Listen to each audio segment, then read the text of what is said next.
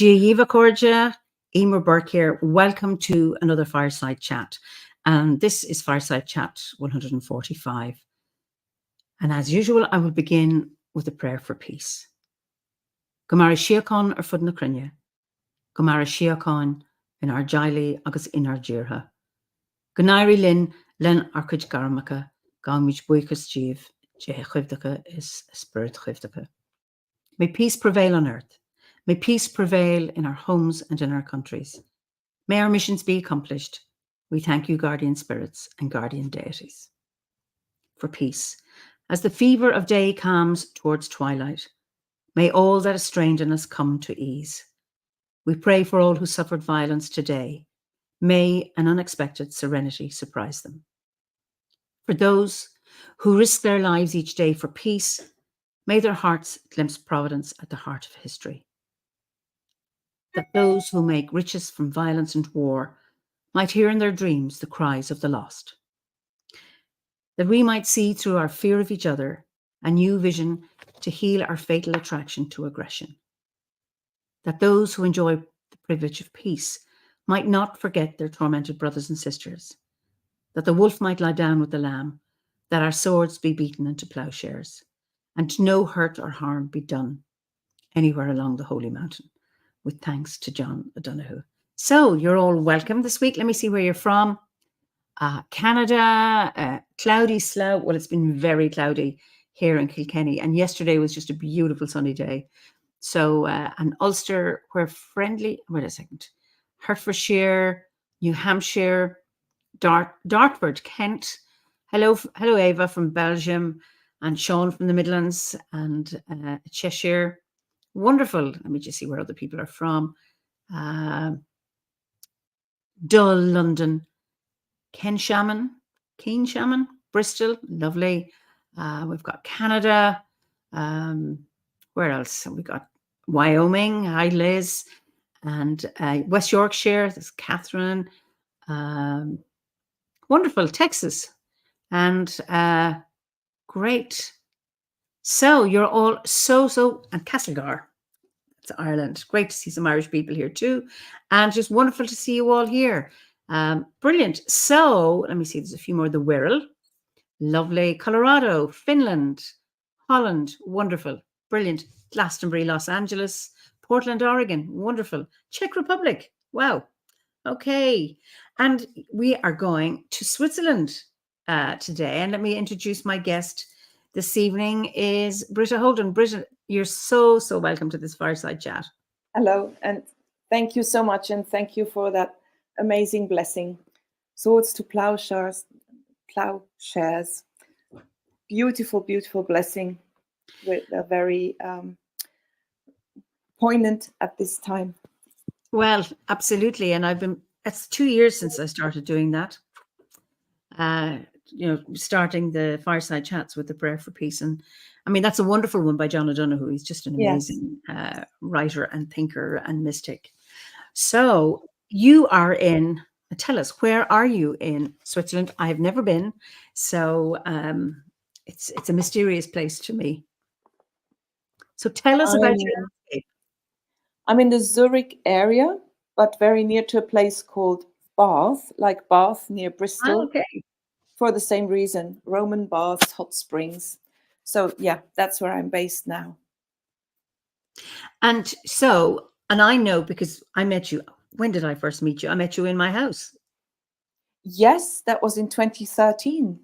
Wow. That was over 10 years ago when I had a sabbatical.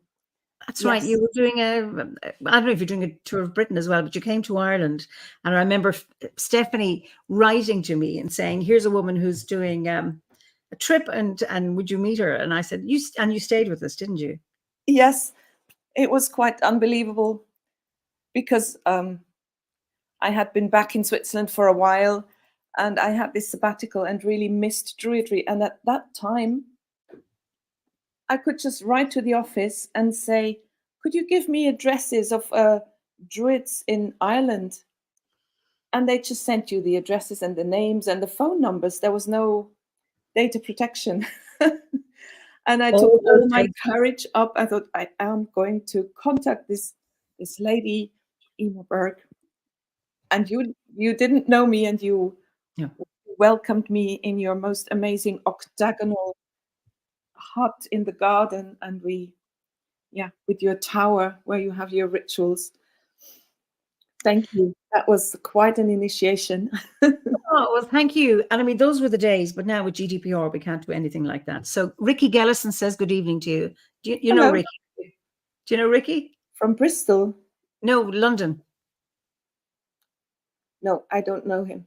Okay. He's been really nice and saying hello anyway. Hello. So just tell us about Switzerland, and then we'll go back to the UK, what you were doing then, everything else. But start from where you are right now. Right now, I have been back for exactly 20 years now, back in Bristol, back in Switzerland from the UK. I've been teaching for a long time, history and Spanish and media studies, and I quit last year. And now I'm slightly early retired, and I do what I love best, which is practicing after training, being a celebrant and trying to get people who need funerals, weddings, namings, to book me. Yes, that's what I'm doing at the moment. Okay. What training did you do? Did you train with River, or had you done some training in Switzerland? No, I did it with River Jones. First, the celebrating life and the living, and then the funeral training as well. I did funerals as a celebrant before, but it's just given me a fantastic base and wealth of resources. And yes, I really, really needed that training. She's excellent. She's wonderful. Yeah, I did. It was the very first one when online or internet was really poor. I think they used some platform called Teachable. Schoolology was also a platform. It was very ropey, very wobbly, but people, and I was quite skeptical. I'd never done anything online. I thought, this can't be real. That won't work. But firstly, you got all the resources, which were already in themselves amazing. And then, wobbly as it was, there was someone who helped River with the technical side, Linda, I think. And there were people from Brittany, from Canada, from Australia. And eventually, you got familiar with everyone's kitchen background and their copper kettles and their cats walking past and their husbands in their knickers, underwear, walking behind. We weren't used yet to be aware that there's a camera in the room. And it was absolutely brilliant. And even starting the sessions with an online short meditation or a ritual for ourselves, that even worked, and that changed my attitude to online events a lot. Yeah, because I did it in 2015. That was when I started, and that was, I mean, my internet connection was really bad, and I mean that's almost 9 years ago. I mean, it's just fascinating. Yeah. So what's where you live now? What's your landscape like in terms of, speaking as a Druid, and what's your life like as a Druid in Switzerland with this new phase of your life as a celebrant? There's a bit more room for my Druidry now since I stopped work. The landscape is not as amazing and beautiful as in the UK where I lived, or Ireland, of course. It's nice. There's a river, there's a hill, you might call it a mountain. Of course, we have the mountains, and they're stunning, but that's not where I live. But we have forests, and that's what I have more time for now, but I need to do this for every festival. There is a place not so far away. It's called the Devil's Cellar, or the Devil's basement, maybe you'd call it. Yeah. It's a really magic woodland that has been not maintained. Nothing is done to it. So trees fall over, and you really have to climb over trees. It gets all swampy and overgrown, and it's full of it's very rocky, and it's just really like out of the Hobbit or. Have you got earphones with a cord? Sorry. It's Yes. So try not touch it, because it's it makes a noise. It makes it. That's much better now that you've Sorry. listened. Yes, I was bumpy. So yes, that's my special place to go. So it's untouched. It's untouched. Wild, brilliant. People go there, and in Switzerland, the nice thing is that you can always make a fire in the woods. There's lots of places you can just gather wood and make a fire. So people go there on Sundays, but often it's abandoned, and it's just amazing and it's quite a big area. I've even had rituals there. I've taken my students there. Mm-hmm. Sometimes I'm reluctant to show this place to people, but then I do. I share it anyway. So yes, I have this special place nearby, and that's very, very precious. Yeah. Beautiful. Do you have do you have a seed group? We do. It's quite small. It's called Artio, the name of a goddess, a bear goddess from Bern. I started it when I came back in 2004.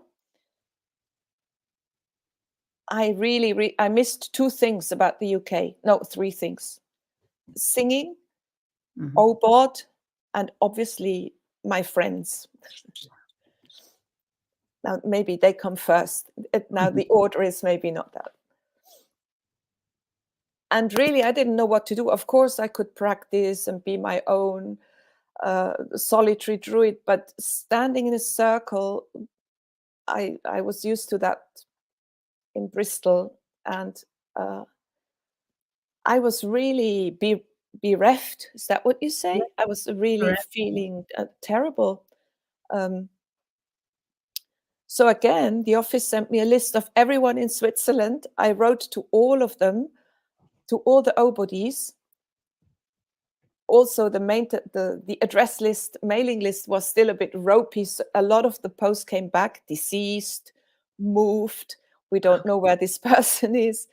But several wrote back, and some from the Zurich area were interested. And then I met with a friend called Lily. We got together, and we were so excited to find someone in Switzerland who was doing the OBOT course in English.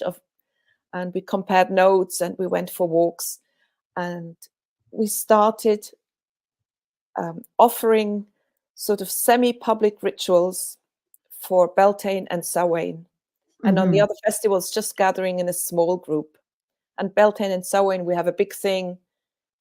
We hire a place, a kind of a scout's hut, where we can also have a kitchen and an indoor space, but the ritual is outside. Beautiful. Yes, and that was just so exciting. The seed group grew. It wasn't just obodies, then different people, more Wiccan people came, and people from various pagan and nature spiritual paths of life joined. And to this very day, that's 20 years now, there's still some of the same people. So the core group actually survived. And I think that's one of my biggest joys, really. Now they had a Beltane ritual, and I think the first time I missed it because it was my brother's 50th birthday, and I had to go. Yes. And I missed the Beltane ritual. But I read it afterwards, and I saw what they did with a sort of seed balls, and they called all the fire fairy, the water and the air. They came up with a really interesting, exciting ritual. yes, and I was really proud. I thought, right, they don't need me. It works fine. It works absolutely grand.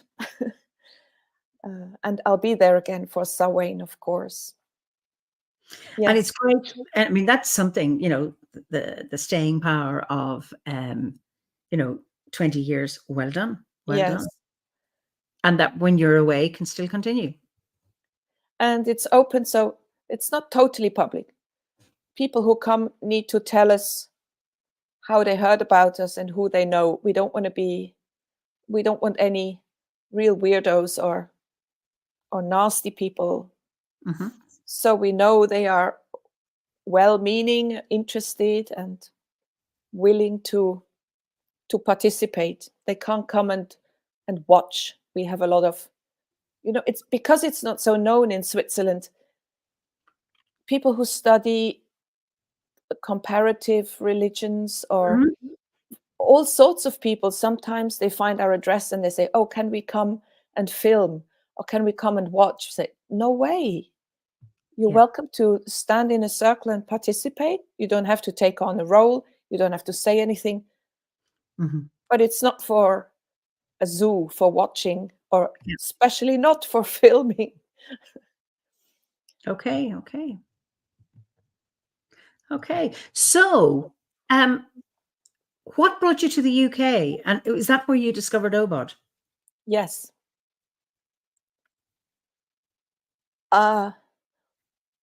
What brought me to the UK is a kind of a long story. I try to shorten it. I was working for the ICRC, the International Committee of the Red Cross, Okay. as a detention delegate, it's called. So we visited prisons and we checked on prison conditions in Okay. Sri Lanka, in Cameroon, Chad, Central African Republic.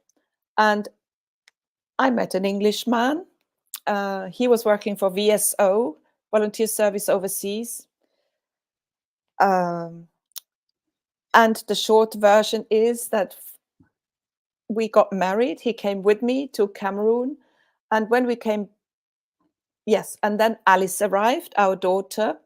And that was not a family. You can't really combine it with the ICRC career. So we Yeah. came back to Europe. Switzerland wasn't an option. So we moved to the UK. That's how I came to the UK, basically through marriage and family.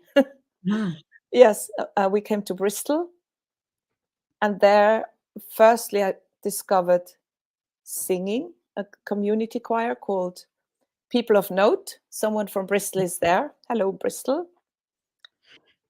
And that was led, I don't know, shall I go on with the story? Because Yeah, go on.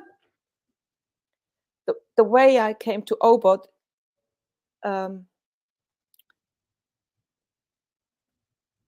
I wasn't being very nice, or I wasn't being very kind.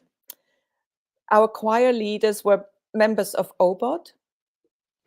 And now and again, they just said, after the choir, they said, we're celebrating spring equinox, or we're celebrating the solstice. You're welcome to come and have a dance and a song and celebrate this moment in the wheel of the year. And I thought, yeah, oh God, what kind of hippie shit is that? And nah. I was into politics and intellectual academic thinking. But because I really liked them as choir leaders, I thought, oh, well, I can go along and see what it's all about. And it was the most beautiful spring equinox celebration in a place called East Woodlands, with the daffodils out, and Nikomo and Rasula celebrate always with dances of universal peace and with Nikomo's songs and with sharings, and just a beautiful ritual. I was, of course, in floods of tears, as you are on your first ritual. And I didn't miss a single one after that. It just touched a nerve, and I discovered this whole new way of giving meaning and a rhythm to the year. And then later Rasula told me about Obod, and I had to really prod her until she showed me how it's done, that it's a course you study. It's a distance learning course. And I signed up then and there. Yes, that's how I came to Obod, thanks to Rasula Nikomo. And in Bristol later, I joined the Dobuni Grove, and that was another world of learning and meeting people so well versed in ritual, in knowledge, in magic. It was unbelievable. Brilliant, brilliant. And that's where you met Ronald and JJ and Adrian and... Yes, and Nina, who was my godmother, my Bardic godmother. Ah, okay. And Nina Milton. I don't know Nina. Okay. She writes crime novels. She lives in Wales. Was it you who introduced me? Because I read some of hers. You introduced me to her. Ah, but I didn't realize actually when I was reading her books that she was a Nobod member. Yes, she's a did. writer. I went through a phase. She's written a few of them, and I think I read them all. Wow. Yes. Okay, I didn't realize it was you who told me about that. Yes. That was a long time ago anyway. 9 Sorry. years. Sorry. Yeah, I met all these amazing people in Bristol, and we celebrated in Stanton Drew. And I remember, really, I think I remember every single time we gathered, and even what some people said. It really just stayed with me. So yes, you can imagine how terrible it was not to have a circle when I came to Switzerland. Okay, and now you have one, 20 years old. Well done. Yes, yes. Brilliant, brilliant. Okay, somebody's looking for, so Nina Milton, people are asking, because Albie, do you know Albie Bruce? So he says, Nina writes great books, she's lovely. And then Julie wants the link. Nina Milton, okay, I'm going to put that in, isn't it? Milton, yeah? Yeah. So it's kind of pagan, isn't that it? It's crime novels. There's always a kind of spiritual, pagan-y, nature-based theme to it. Am I right? Yeah. Well, there's a detective. Yeah. A guy you want to instantly marry, but he's fiction. And he has. There's also a woman in this village, and she's a shaman. He can't really solve any case without her. And of course, they hate each other, but they also love each other. And it's really frightening. And she always comes in the end and saves a dreadful situation. There's one that's on Glastonbury, a murder on Glastonbury Tor. But they're all brilliant, yeah. And that shaman keeps chicken like Nina does. Oh, very good. Well, she's writing about what she knows. Brilliant, brilliant, brilliant. That's wonderful. So you have, there's a number of people saying, Julie says, Ellie Griffith's Ruth Galloway series, great best friend in a druid. Okay. So that's another, so people are going to check her out. That's brilliant. Yes. So you mentioned your songs, singing, and that's how you got in into Obod through Rasula and Nikomo, who are Obod members who are amazing songwriters. Yes. So because they run unicorn camps, yes? Yes. Just say a little bit about that and your connection with them. That was another important part of our life in the UK. And these camps have been also going for 25 years, I think, mostly in Dorset and now near Blandford Forum. And the beauty is, it's called Unicorn Voice Camp. Then there's also a dance camp and a constellation camp and a youth camp. But the voice camps is what I fell in love with. A lot's on offer. You can do Renaissance madrigals, you can do gospel, or you can do old folk songs or harmonic tempo, which is what Nikomo writes. So you're there 10 days in the camp, no electronics, no mobile phones, of course, but also no electronic music. You can bring guitar, you can bring every instrument and make music. You camp in circles, in tents. And you have the farmer brings firewood, and every circle cooks on the fire in the circle. And it's just the aesthetics, the purity and the simplicity of it alone. That's beautiful. People have been coming for a long time. They bring their babies who are now in their teens, or who are now coming to the camp and have their own children. There even was a baby born on camp one year. So there's a lot of care taken, activities for the children, bedtime story, where the grown-ups can go as well if they're quiet. The teens have their own field. And in the morning you start with a kind of a gathering for everybody, where you talk about the program, and we start with a song, sometimes a harmonic tempo session with Nikomo, which is 4-part harmony of different spiritual traditions. The most beautiful thing. Yes, and I went with my daughter, I went with my friend, and we camped with the friends in a circle. This year I can't go again because of a family event, but it's not to be missed. I know, because we have Earth Song here in Ireland, which is modelled on the unicorn camps. And I remember taking my daughter when she was 14, just before she started school, because she'd been home educated until then, and dragging her to the teen circle to take to the facilitator, take her. And then the next 9 days I was looking for her, Yeah. just trying to get her back to come back for dinner, and she's made friends, and she is still friendly with those people. Now I'm not going again this year. I'm not going this year, but 9 days in a circle, cooking yourself over a fire, totally unplugged, no technology. It's just beautiful.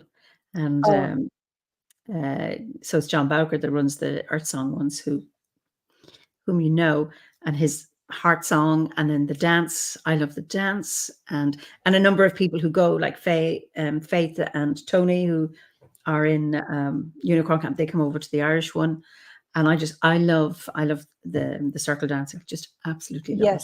Yes. They do the dance camp as well, don't they? They're the band. Yes.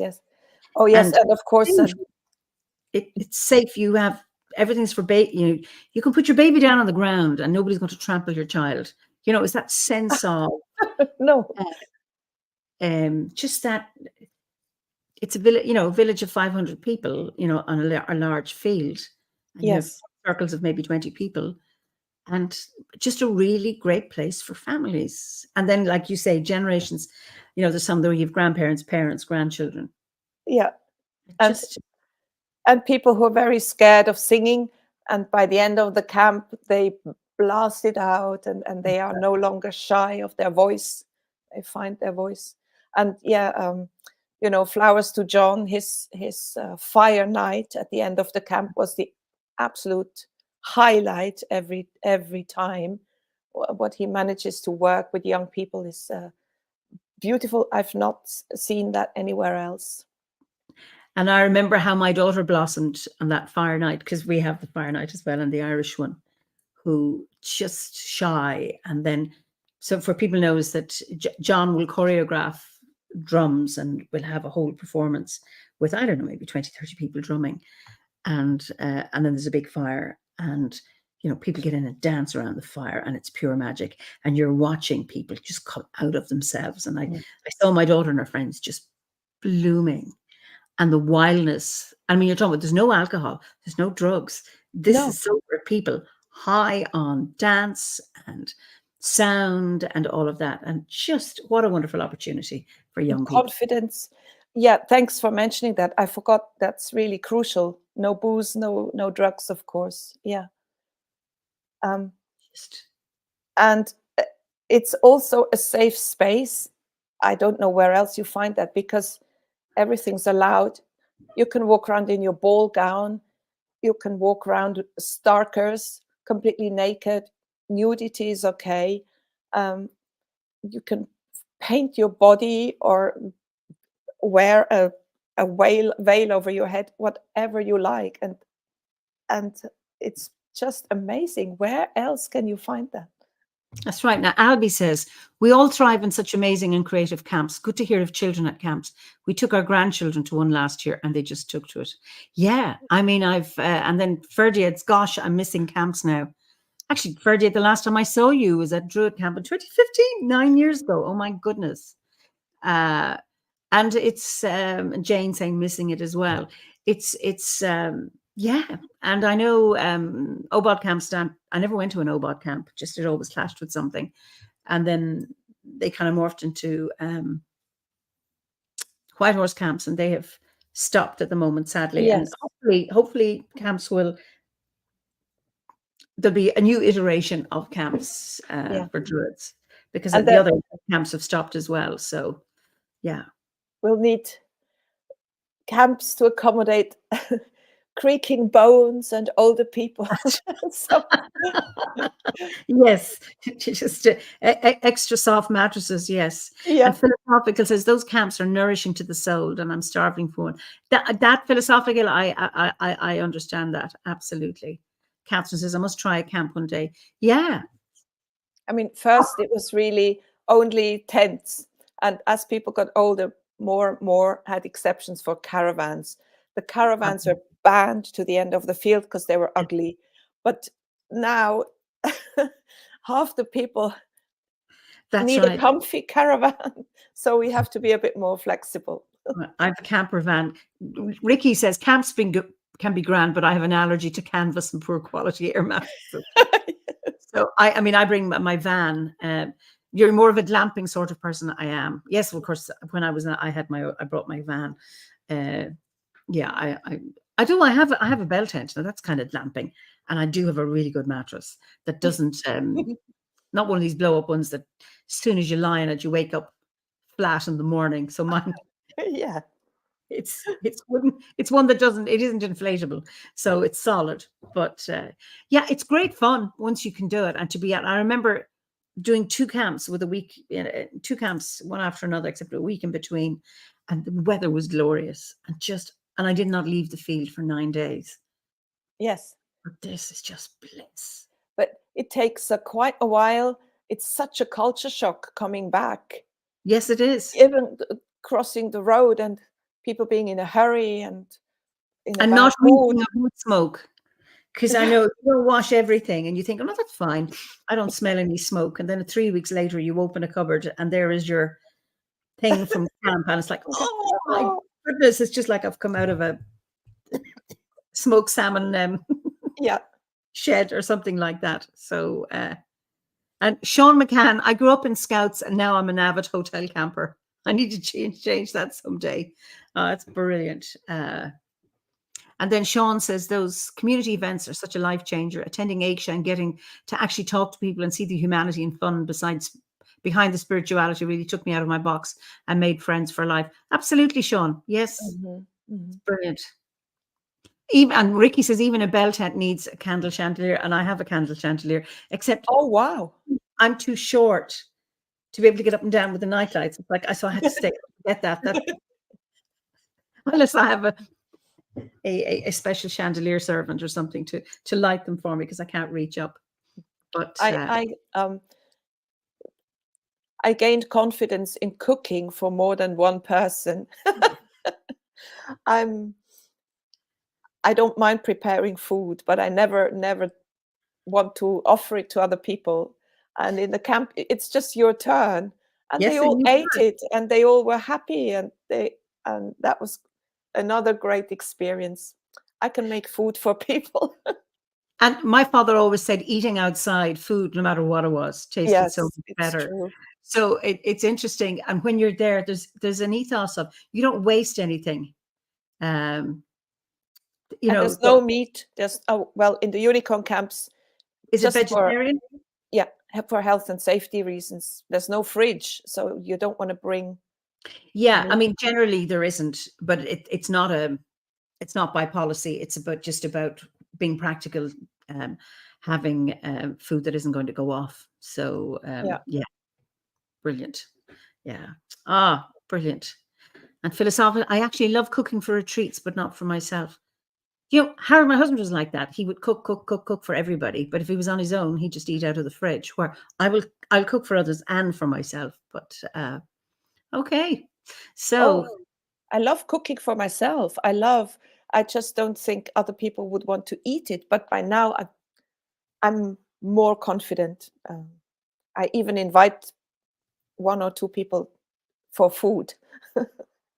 at this stage of your life, wow, you are wild.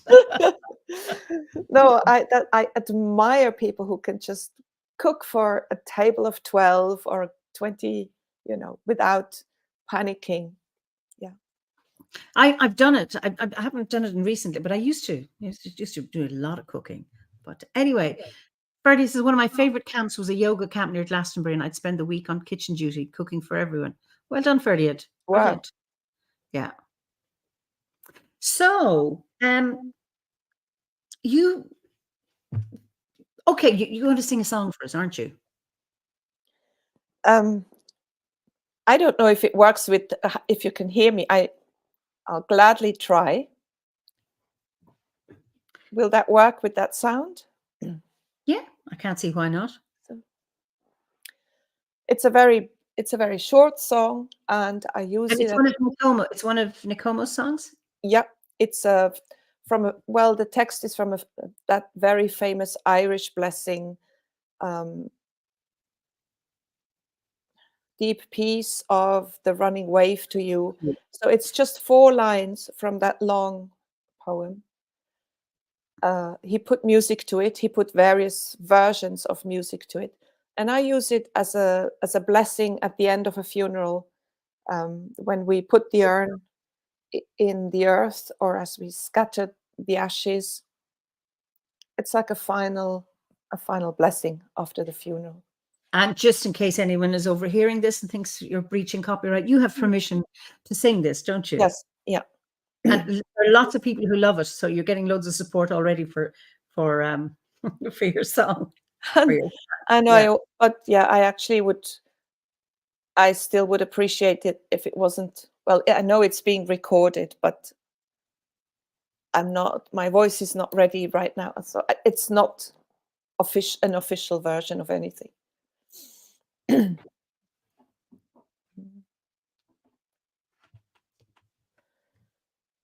Deep peace of the running wave to you, deep peace of the flowing air, deep peace of the quiet earth, deep peace of the shining stars, deep peace of the running wave to you, deep peace of the flowing air, deep peace of the quiet earth, deep peace of the shining stars.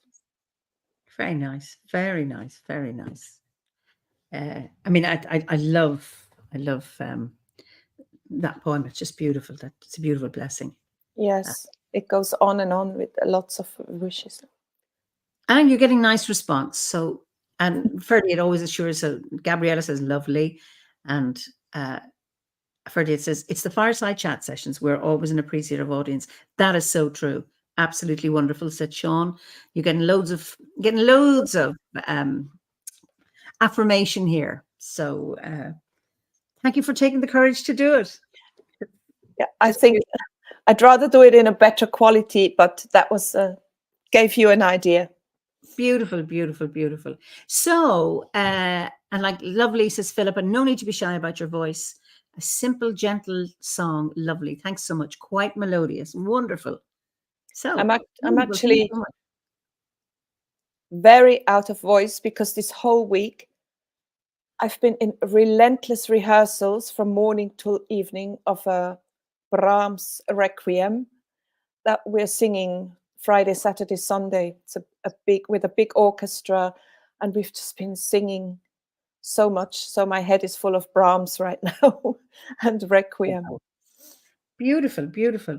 So you're into politics and economics. So this is an area that I kind of go, oh, let's think about something else. When I hear economists talking, I glaze over and go, I have no idea what they're talking about. So politics, I kind of go, can I trust them? Don't want to encourage them. These are my biases coming out. So here we have somebody who's interested in politics and economics. Tell me a little bit about that and how you weave that in, or how your Druidry supports this, because I find this fascinating. Now, I don't think you can be, there's no way not to be political. Just even the way you live, Eimear, is a clear political statement. I agree. So I don't think politics is about politicians. But I don't know. I always really loved history at school, and I got into social movements early on, feminism, ecological movements, left politics. And it's where I found people with a passion and people who would actually give their weekends and evenings to organize and mobilize for issues that I thought were extremely important. I mean, we had a lot to do in Switzerland in the 80s. We had to fight for abortion, maternity leave, no such thing, didn't know how to spell it, childcare, daycare, inexistent, even just equal pay for equal work. I mean, the effort it took to achieve that and put it in law in Switzerland is unbelievable. The effort it took to even, campaign to have a cycle path. It was considered anti-growth or anti-country. Basically, we wanted to stop developing the country by just asking for a bloody cycle path. So there was a lot to do. And I enjoyed doing that. I learned a lot about organizing, writing, standing up in public and speaking. And we met in Bern, and we cut out the wording, the legal correct wording for the public referendum. And that was a great learning curve for me. So, and I met very cool people. And that stayed with me, that interest in where can we change something, where can we contribute to make the world more the way we want it to be. And it was fun. It's great fun to be in politics and to be part of a movement as well. At the same time, it's very heady, of course, at that time. Maybe today they're more gentle, the climate, Fridays for Future. They have a gentler way of dealing with each other and minding their emotions as well. We were a bit very harsh.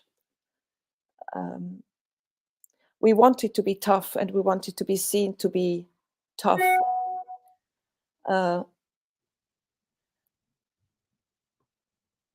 And there was a split in feminism in Switzerland, in the feminist movement. I don't know whether that was everywhere. So there was the political women, and then what we called slightly disdainful, we called them the sprit women, the spiritual women. But they would gather around fires and dance about and be witches. And we thought, yeah, that's all very nice, but let's get down to business. So looking back, I think it's very sad. It's really very sad that, because both made visible really important topics. And when I discovered Druidry, it well, everyone has this moment, don't they, of this sort of you can't call it enlightenment, or I don't know how to call it, but just this realization: what have I missed? Why did I not even allow this world of spirituality to wash through me and listen and be aware of the magic around me, and learn all the legends and learn about the goddess who is really there and supporting me. So I had quite a long time of being just stunned and regretful of coming so late to discover this whole beautiful, rich world of spirituality, of nature and spirituality. Yeah. I remember once attending a meeting around climate. It was a few years ago. And I went in and I realized I was on the wrong bus, because they were talking, well, we don't want to appear spiritual. I hadn't said anything. I was just listening. And it was almost like, no, we can't chant. We can't sit around the trees because that'll look like we're spiritual. And the whole thing was just like cut off. And I thought, okay, I never went back. So it's that. And I think it's that lovely thing to be able to weave your way with, say, with the Warriors Call has done that, when was that? 2014, 2013? For the fracking. The one, yes. So they had a ceremony at the autumn equinox, and then they had one at the spring equinox, and how powerful that was. We've had, rituals for World Rivers Days. Those kind of things can be really, really powerful. And Pat says it's still the same. People who want to be taken seriously do not want to be seen to be eccentric or flaky. Remarkable, though, how many come to you quietly, one-to-one, to talk about things. That is so true, Pat. People privately, but are often afraid to be seen as overtly spiritual, which is a pity, because I think a ritual can be really powerful, with an intention for to make some kind of change. It can be really, really powerful. Yes. And if there was more room for true, meaningful ritual, politics is all a ritual, but a empty, meaningless ritual. Yeah. There would be other ways of making decisions, of considering the whole world and us just as a small part of creatures around us, and we're also creatures around others. Just a lot more humility, a lot more awe or respect. I think I gave the wrong impression. I was thinking of politics as politicians rather than my own actions being political. I'm perfectly aware of how my own actions are political. It's okay. Papa, the Greenham Common women use ritual. That right? That's true. Yeah. So how does your Druidry support your interest or your actions in politics and economics? Were you lecturing as you were teaching? Were you teaching politics and economics? No, politics and history, but of course, you can't neglect Yeah. economy. That's always, it's the economy, the basis of history and historical development. Um, well, I have to teach obviously my students, I have a certain curriculum that I had to teach, but we were quite free. So current events would always be at the beginning of a lesson. What happened this week? How can we tie it in? Do we discover where it all started? And but it got so really desperate and heavy and terrible in the last few years. First, I thought, okay, I can't give students leave. I can't let students leave this school thinking this world is just an awful, violent place and it's going to end. You need to give them some perspective, some hope, and positive examples. I really try to give them always examples of brave people or movements that actually changed the situations. But for myself, I was really getting very desperate and feeling very helpless and I desperately needed my druidry. I needed time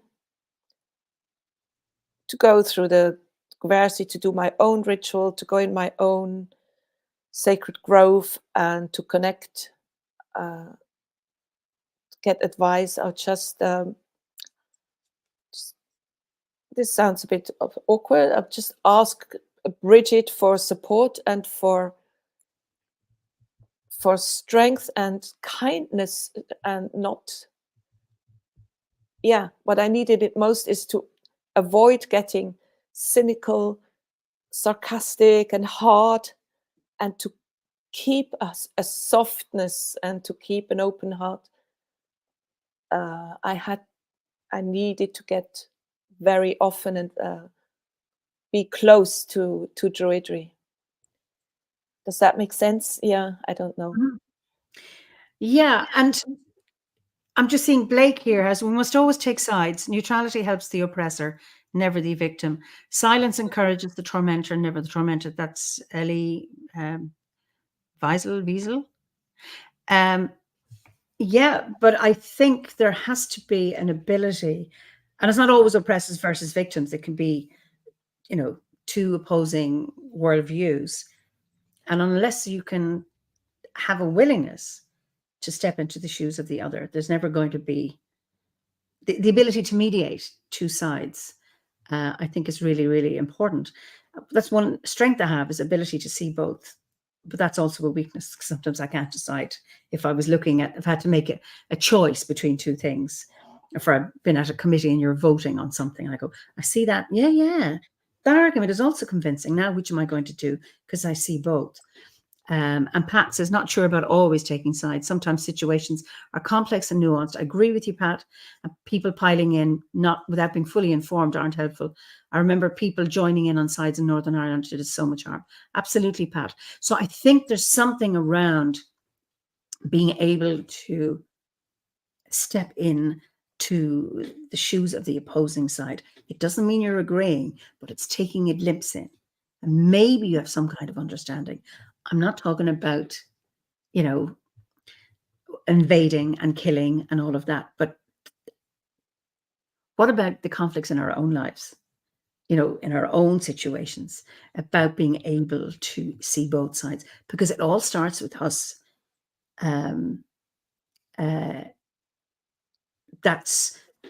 That's what's really, really important, because it starts with our own selves, and then within our circle, before going out onto the global. And if we can't sort our own ones out, or even be willing to engage with that, we're not going to help the bigger picture outside either. Does that make sense? Yes, but of course it makes sense. But we'll be busy all our lives sorting ourselves out, and we won't ever have time or make a step outside to actually also be active and available and on the outside. So I never know. I'm not suggesting it's an either or. I think you can be both, but Yes. unless you start dealing with your own stuff, Yes. you're not going to be helping out there. I mean, I've been criticized for praying for peace when I should be out fighting for liberty. And it's like, well, sorry, I can't do that. I have to Yes. start here. And like Gloria says, without empathy, we can have no chance for understanding common ground or facilitating peace. I mean, we've had it in Northern Ireland. And I mean, if you can't be willing to sit down with the other, it's never going to, nothing's ever going to be accommodated. And it is complex. It is nuanced. It's very, very challenging. And it really, really hard. You know. But you were praying for peace for everybody. You weren't just busy with your own inner emotions, but for everybody. And so, I mean, yes, it takes both at the same time, but you can't say, you know, people who say, well, you have to find your inner peace and you just have to focus on your own and radiate peace, and that's what you can do. I think you can do more than that. You can also ask for peace for others, like you did. Like you, it's both and. It's not either or. It's and. Yes, it both exactly. Both and. We say both and, not either or. So both and. So that's what's important. You can do. It's not about getting polarized. It's about but it's also not first one and then the other. It's no. I'm not saying that either. It's at this. I think that's the big challenge to do both. I think it does start with the self. I think everything starts with the self. If you don't feed yourself, you can't be feeding others. There has to be some kind of, like in the airplane when they tell you about the drop in cabin pressure, put the mask on yourself before you put it on your child. There's a lot of sense in that. Number one is that if you are oxygen depleted, you can't help your child, but also it's modeling it. So something has to happen with the self. You can't be telling other people to be doing something else when your own life is in a mess, or your own relationships or whatever. So it's I agree. It's a really hard one. A really, really hard one. Yeah. Yes. I guess there's this fine line. It's also a tremendously huge market to offer solutions in the whole world of esoteric gadgets, courses, ideas. And you can completely lose yourself in this fascinating world of that all turns around yourself. You can get lost in that. And I try to actually keep connected to the outside reality as well, as we in the apparent world where we have to be. There's there's loads of reaction to this conversation, and I can't read. I put it in a hornet nest. I like that about OBOT, though. They always come. They are related to the earth, and we are working with the real elements, and we don't even need. Druids don't need to order online 1,000 esoteric liquids, gadgets, jewelry. Just need a stick to draw a circle, or your finger and there's your magic space. Right. So I'm going to read some of these. So Freddie, it's also important to realize that empathy does not mean we cannot hold something as unacceptable and inimical to a healthy relationship of whatever type. Absolutely, Freddie. Boundaries need to be held, and sometimes there are those who need to be put beyond boundaries. You can't meet in a common ground if every time you step forward, they step back and tell you again to meet in the middle. It's really, really complex. And Gabriella says, I think there are people in the world who are too hurt to be able to step out and take action. Those folks need first to tend to themselves. Well, that is true. Pat says, Terry Pratchett, that great philosopher, he often gets quoted here. You can't make a better world for other people. That's only a cage. Interesting. So I'm just going to look at some more comments. Susie says, I struggle to understand the other side, and I've tried to see the other side, but it's also shallow.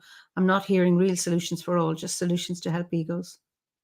I'm not too sure. Okay. And then Sean says, if you can't find peace in yourself, you won't find it anywhere else. So Pat says, praying for peace for everyone can be praying for people to find their own way to peace, because it's their own way that lasts. Yeah. So it is very, very challenging. So not an easy one. So yeah. Yeah. So yeah. So it's complex, and it's about being able to have a conversation where there are differences in views, that we can have different viewpoints without actually getting stuck on opposite poles. But yes, it's all nuanced. Yeah. Yeah. And getting the full picture. And I like that about the Druid prayer. Grant us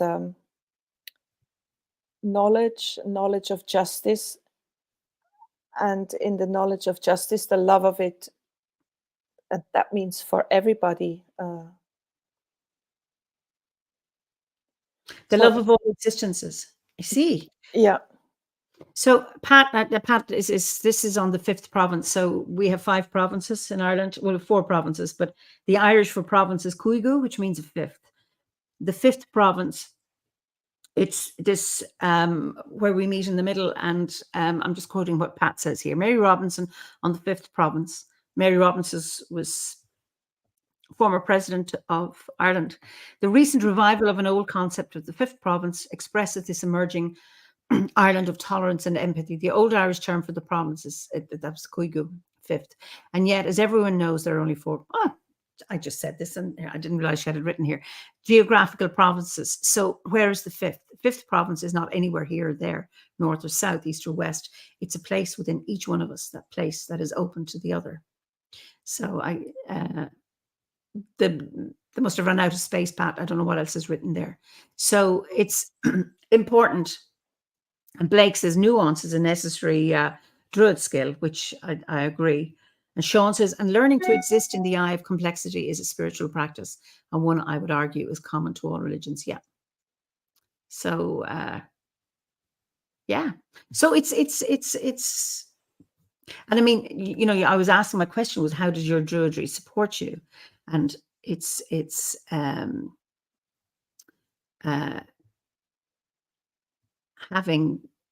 being grounded in that and having an anchor.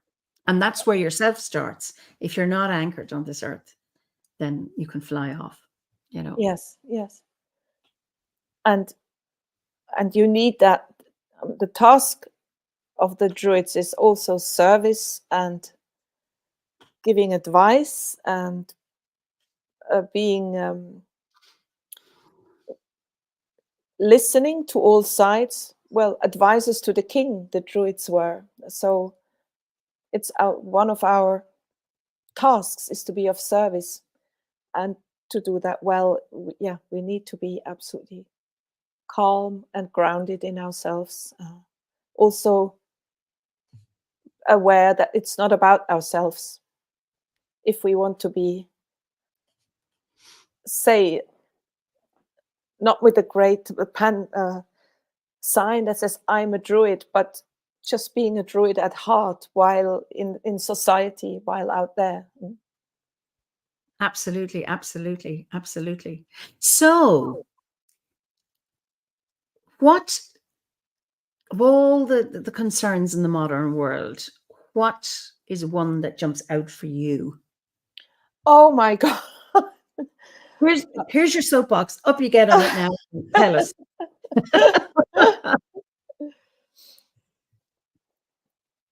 Oh, I wouldn't know where to start with.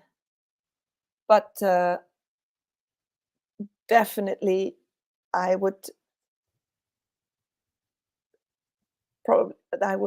hold a fiery speech to just really cut back consumerism, waste, and our way of life, to really look elsewhere for models of how to live on the earth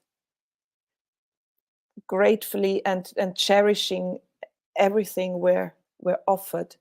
And well, I would of course appeal to people not to violate the earth by fracking or deep sea mining, or really violating the mother in a way. That would be my first plea, to get back to basics. Just what live with what there is, and uh, open your house, your borders, and look beyond your safe little fence.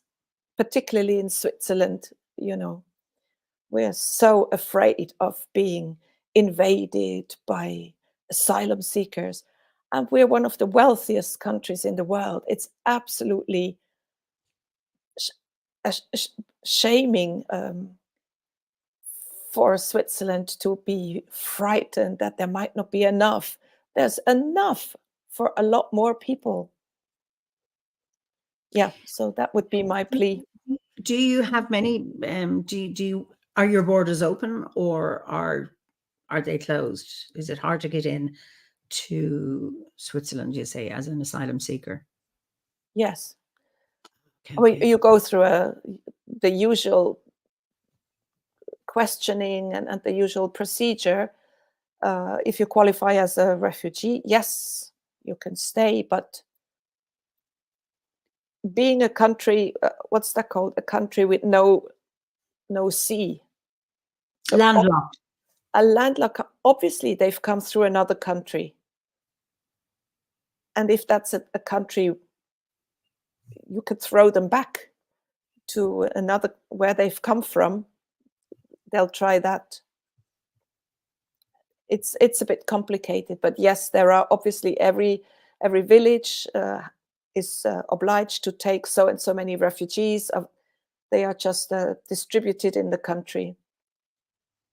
Some very wealthy villages will say, no, we won't have them. We pay any amount of money. We pay whatever the fine is. We don't want them in our village. There's just really nasty, ugly things happening.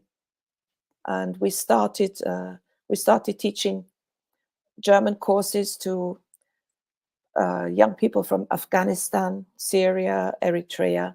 That's mostly where people come from. And now Congo as well, Sudan.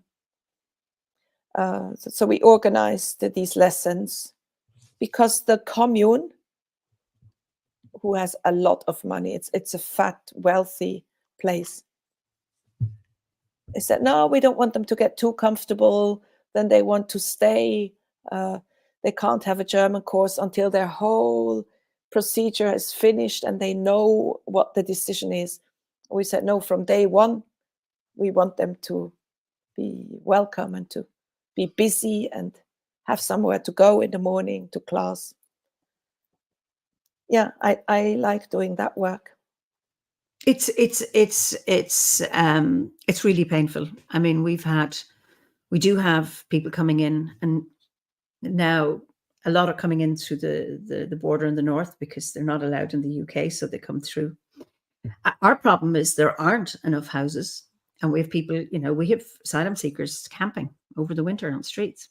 We have a huge housing problem for our own citizens, for people who can't rent or can't buy. And yet we have units that are empty. Anyway, people say, oh, it's too expensive to repurpose a building into a residential unit. Well, I see also people buy houses and they gut them and then they remodel them, and they're able to do that. So if that's possible, I can't see why another building can't be repurposed. Anyway, yeah, I mean, it's people have camped. Luckily, the winter has been mild. If we'd had a winter like 2010, which for us was, went down to -17, which is cold for us, I don't know how people would do. So it is a really, really hard one, complex, that where I would have said at times our immigration policy has been harsh and not caring enough. And then we've had a lot, say, when the war started, when the Russians invaded Ukraine, we opened the doors and large numbers. Yeah, same here. And then people opening their homes, taking in people. I say you can come and stay in our house as well as other places. Still, it's complex. It really, really is. And then you have politicians kind of fomenting, hatred of those people over they're taking our jobs, our houses, or whatever it is. So it's, and then when they are, a centre is open in a village and there aren't enough, they can't get a GP. Irish people can't. If you move towns in Ireland now, you cannot register with a GP in the new town because they're so full up. You have to keep your own. So my son is registered here in Kilkenny. He lives in Galway. He can't find a GP. Oh, yeah. And that is what? In a country that is not poor. We were once poor. We were really bad. But we have grown, and it's a hard one. What do you think? Okay, Sulwen says, it's not about money and wealth. Humans are territory beings. Whatever in the world, Egypt don't want to welcome their Palestinian brothers because they don't want their land to be invaded. We have to rethink the world. Not only think duality, good and bad people. Absolutely. It is a really, really hard one. I mean, I know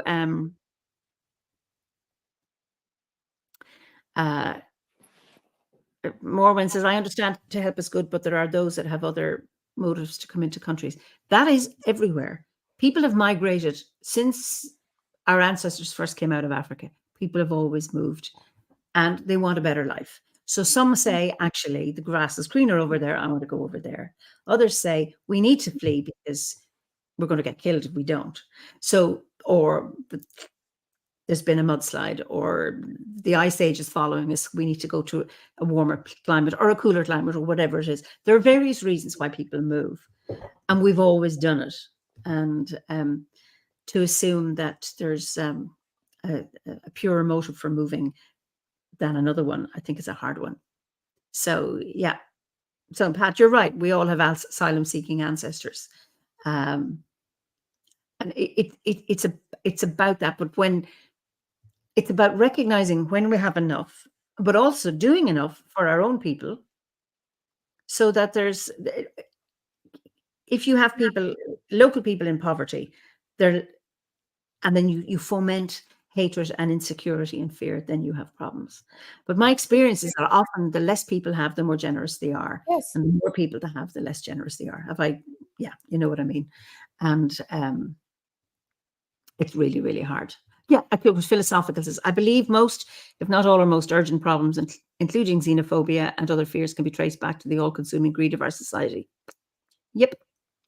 So, and anyone, you moved to the UK and you were able to, and welcomed, and I don't know if you worked there, but people move in Europe and they say, yes, I can, and they're not refugees and they're welcomed. And then there's all of that. I was even offered a British passport after just 2 years. It takes 15 years in Switzerland to apply for a passport or to become Swiss national. 12. Okay. They shortened it to only 12. So it's a hard one. It really is. So before we finish, what gives you hope about all of this, if anything gives you hope? What really gives me hope is my students. They're no longer my students, but the ones I've had in the recent years, and they left school and they went on to do their own thing. A lot of them stay in touch, or they write to me, or they drop by, and I admire them so much that, they are really a lot more open and aware. the way they express themselves, the way they treat each other. They're kind in general.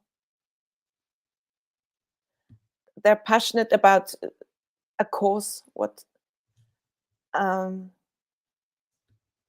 and many of them are now at that point in their lives.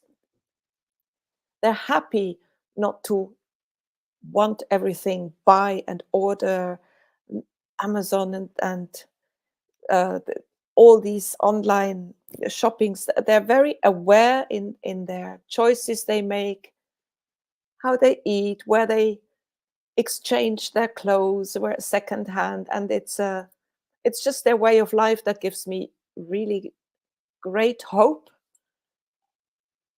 I mean, I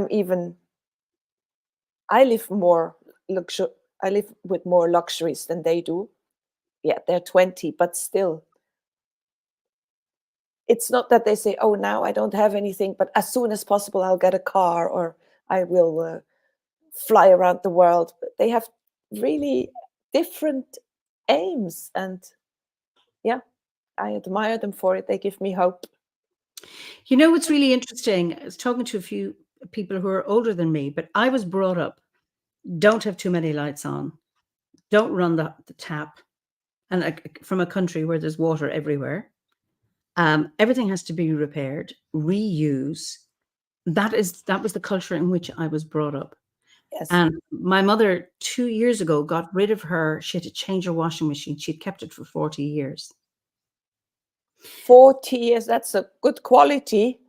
Yes, but that was probably the last of the washing machines before they introduced inbuilt obsolescence. Yeah. So I remember being so disappointed. I had a leather kind of a bag with a zip, and I went to, it was a shoe shop, the shoe repair people, and I wanted to get the zip sewn. And he said, "We don't do that." And I went, "What?" And I was just horrified. And I remember I had a bread maker, and I went to get, no, it's cheaper to buy a new one. No, it'll cost you. I thought, this is so frustrating. There's nothing, it just needs a little bit of a tweak, or, and now the EU, I don't know if they've actually brought it in, but they were talking about passing laws where manufacturers now have to have lasting, that remove the inbuilt obsolescence. Yeah. Like Mercedes. I mean, okay, it's cars we're talking about. When they started designing their cars, they were meant to last 40 years. And I tend to, any vehicle I have, I wait until it doesn't go anymore. And I'm always worried about e-cars now because I don't know how long they're going to last, because I'm loyal to my cars. They look horrendous, but as long as there is no bad emissions, I'll keep going. Beth says, our sofa was my grandparents', then my parents', and now mine, and it's more than 60 years old. I think that's lovely, and that is brilliant. It's about that. Yeah, so Philippa says, me too. My grandmother, great-grands, and had been parents through the war, so they mended everything. Yeah, And I mean, we still learned that, and in the 70s we learned to darn socks and repair clothes, of course, and make your own marmalade, make a lot of things, preserve food. That's completely gone. It's I darn. I repair stuff and I darn stuff because I can do it. I used to make jams and things and go off foraging. I just don't have time to do it, but I have done it. But and it's now you see little films online about how to do quick darning and how to do embroidery things. I'm thinking, this is brilliant. You've got a hole in something when you can repair it. So Eric says, thank you both for this episode. It's always interesting and a joy to hear different views from everyone. We really do live in a throwaway society, even the Tupperware vehicles we have. Pat says, I still have my dad's mattress stuffed with horsehair. I strongly suspect many generations of mice lived in it too. Actually, I have a mattress that was Howard's as a little boy, and his bed. It's a metal bed. Oh, yeah. Still in the house. So, philosophical, my husband is from Japan and still recycles and reuses every single thing possible. We cut up old shirts for rags, use glass containers instead of disposable plastic bags for, yes, the same here. Yeah. So it's and Timey says e-cars aren't lasting even half the time that is promised, and the renewal of their batteries cost half of a new normal car. That worries me. Oh, Ricky, I think by the time my mother was pregnant with me, I was designed with inbuilt obsolescence, so I tried to use and repurpose the stuff I have instead. And Morwen still makes jams and pickled onions, and her daughter makes them also for her family. I mean, I process my herbs and things like that, but I used to do it. Geraldine says my hair has been growing for 60 years. It's long. Well done. Wow. And there's also now a lot of community gardens, repair shops that help you. Your bread maker, they would help you repair that. And Too Good to Go food you can pick up in the evening that shops put out. So there is more awareness. These are little things that give me hope. Yeah, I think there's a generation that forgot it and now it's coming back again. And I know there's a movement in a nearby town, I think they're starting it in Kilkenny, where somebody sets up a warehouse and then you bring in it won't be repaired for you, but you'll be shown how to do it. And I think this is what fascinates me. I just don't have time now, but I used to. I have a drill. I was like, I want to do this. I want to show me how to do this. And that's what's really, really, I just don't have time now, but it's something that really, really calls to me, is to be able to do it myself and learn how to fix your thing and to have that independence. I just say, can you please fix that for me? And I'll make something else for you, or I'll do babysitting, or I help with homework. Yeah. I can't be crafty or handicraft. I can't do everything myself, I think. Well, that's it. So there's loads of you. Mimi, my grandparents' bed is 101 years old. I'd never change for a new one. And then Pat says it's no longer even allowed to give unsold food to shelters and food banks here. Allegedly, health and safety. I agree with you. I thought that was changing, Pat. I thought I know in Britain, I thought they'd stop doing that you could have unsold food. Anyway.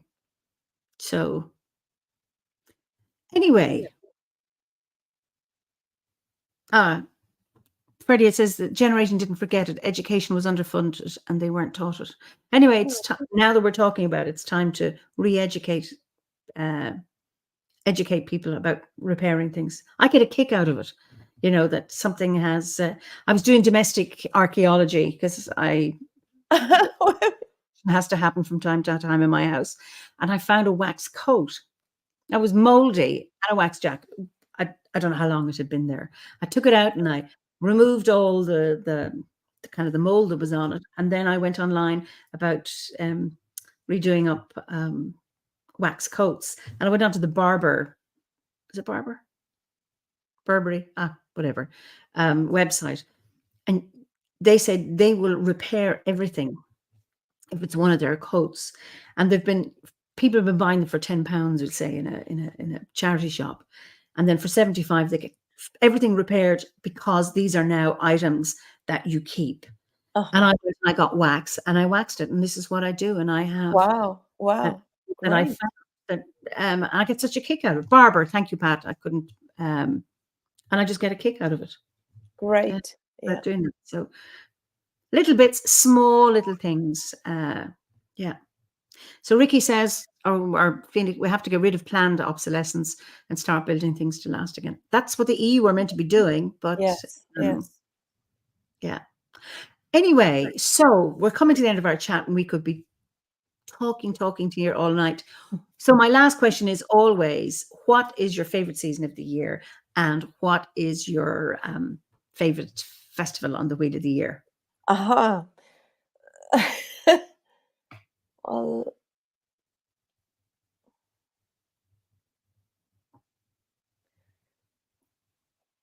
I think I really like Lunasa. It's a difficult one, actually. It's really difficult one. I like I can cut, I can wait line in the ritual, in the Obot ritual. It's also my birthday. And it's one of the rituals I haven't quite yet got to grips with the concept of sacrifice and abundance. Yeah, it's a very intricate topic, so I like it because I haven't quite understood it fully yet. Yeah. And my favorite season, my I think spring. If it finally arrives, we haven't seen much of it just yet. Yeah. And when it's not so hot yet, and still everything's exploding around me. And that's right. And you know, here in Ireland, the 1st of May is the 1st of spring. Haha. So yes, Sean, you can steal it. Domestic archaeology. Not sure my beloved will like the first time I use that term, however. Absolutely. So listen, it's been such a joy chatting to you, Britta. And I know from our viewers and their comments that they've enjoyed it too. And it's lovely to get our teeth into topics like this, and particularly when there's, you know, a little bit of not tension, but that no, I'm not talking about discussion. I like that little bit of, yeah, I think opinions. it's really fascinating. So I'll let you say goodnight to everybody, and thanks for having me, and well, thanks for giving me all this time to talk. Thank you very much, and thanks for your comments. I will go back and look at them closely. That's right. And have a good night. So don't go away. I'll send you back into the green room, but don't go away. I'll be back as we can look at the things, the comments together. Okay. See you in a few minutes. So listen, thank you all for turning up tonight, this morning, this afternoon, whatever time of day it is, and just really enjoyed your comments. And I'm so sorry I didn't get to look at them because they were coming on fast and furious, but we will have a look at them. So in the meantime, be well, and I hope you can join us this Saturday at 7 p.m. UK time for our online Bealtaine ceremony. And see you next week. So in the meantime, be well, Bealtaine blessings, and Samhain blessings to those of you in the Southern Hemisphere. And so have a good evening, good morning, good afternoon, or if you're listening to a recording of this chat. And until we meet again, Slán go fóill.